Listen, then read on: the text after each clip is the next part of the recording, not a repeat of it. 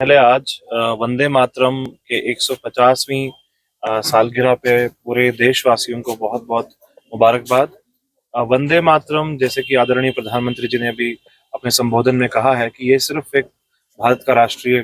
गान ही नहीं है, राष्ट्रीय गीत ही नहीं है, बल्कि ये स्वतंत्रता संग्राम में जितने भी हमारे स्वतंत्रता सेनानी थे, जिन्होंने जितने भी फ्रीडम फाइटर्स थे, उनके लिए एक इंस्पिरेशनल फोर्स थी, एक मंत्र था। जिस इंस्पिरेशनल फोर्स से उन्होंने आज़ादी की लड़ाई लड़ी, और उसके साथ ही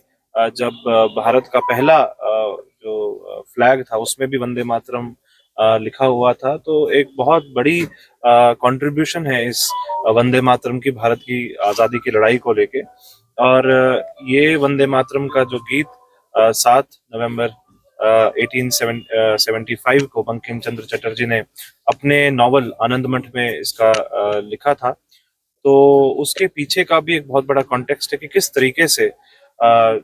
जो सन्यासी रिवोल्ट हुआ था उसमें भारत के जो सभी लोगों ने मिलके अंग्रेजों के खिलाफ, अंग्रेजी शासन के खिलाफ एक लड़ाई की शुरुआत की थी। और आगे जाके जब अलग अलग अधिवेशन हुए, उसमें अधिवेशनों में वंदे मातरम का गीत गाया गया,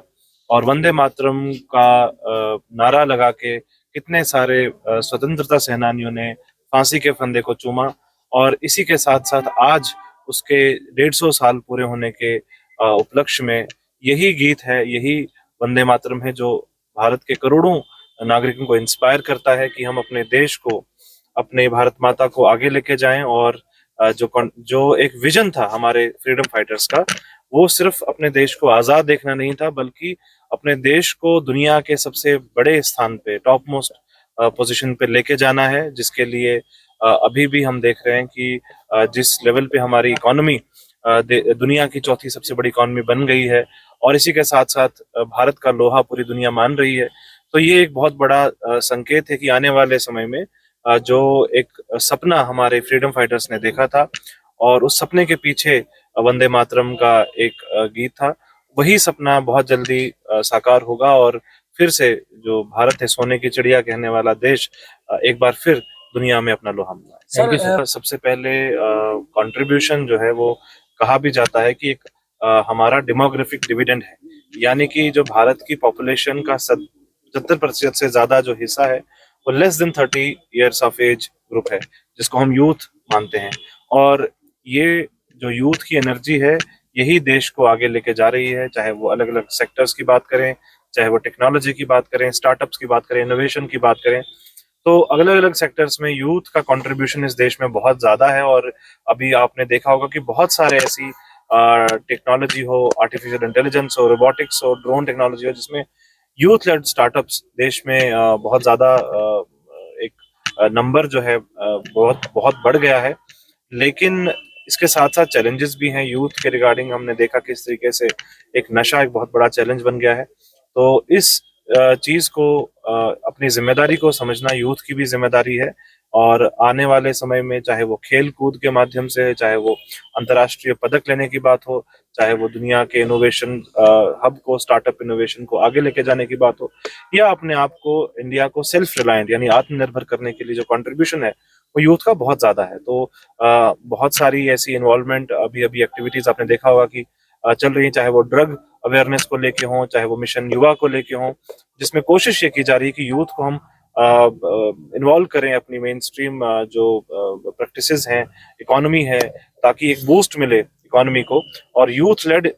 हमारा जो इनोवेशन है, इकोसिस्टम है, उसमें बढ़ावा मिले। तो आने वाले समय में बहुत बड़ा एक पोटेंशियल है यूथ को, कि वो अलग अलग स्कीम्स के माध्यम से, अलग अलग प्लेटफॉर्म्स के माध्यम से, माई भारत पोर्टल के माध्यम से बहुत सारी ऐसी चीजों को जो पहले महरूम थी, जो पहले लिमिटेड थी प्लेटफॉर्म्स, अब उनको एक्सेस कर सकते हैं। और आने वाले टाइम पे अपने स्किल्स पे काम करके, अपने सॉफ्ट स्किल्स पे काम करके, बहुत सारी ऐसी चीजों को आगे लेके जा सकते हैं, जिसमें देश और देश का नाम दुनिया भर में और ऊंचा जाए। सर आज के समय में सभी लोगों के अंदर एक जो फोर्स है उस तरीके से काम करती है, जब कोई खिलाड़ी अपने खेल के जगत में अपना एक पूरी दुनिया के सामने एक मेडल लेने के लिए, गोल्ड मेडल लेने के लिए, सिर्फ उसका एक पर्सनल लक्ष्य नहीं रहता, बल्कि कहीं ना कहीं वो नेशनल प्राइड की बात होती है कि अपने देश को नंबर वन पे देखने का एक लक्ष्य रहता है। इसी तरीके से जब साइंटिस्ट या हमारे जो स्पेस साइंटिस्ट रहते हैं, जब वो रॉकेट या सैटेलाइट लॉन्च करते हैं, तो उनके अंदर भी यही एक भावना रहती है। तो समाज का हर एक वर्ग, समाज का हर एक आदमी, हर एक व्यक्ति जब कोई भी ऐसा काम करता है जिसमें देश का नाम ऊपर जाता है, तो ये एक भावना हमारे अंदर रहती है, और यही भावना जितने भी लोग हैं उनके अंदर बरकरार रहती है। लेकिन ऐसे इवेंट्स को करके, ऐसी चीज़ों को, एग्जीबिशंस को याद करके, जो हमारी यंग जनरेशन है, जो स्कूल्स के बच्चे हैं, जो अभी स्कूल्स में, उनको भी इसके साथ जोड़ा जाने का प्रयास है कि वो भी इस चीज़ को जाने, अपने हिस्ट्री को समझें कि किस तरीके से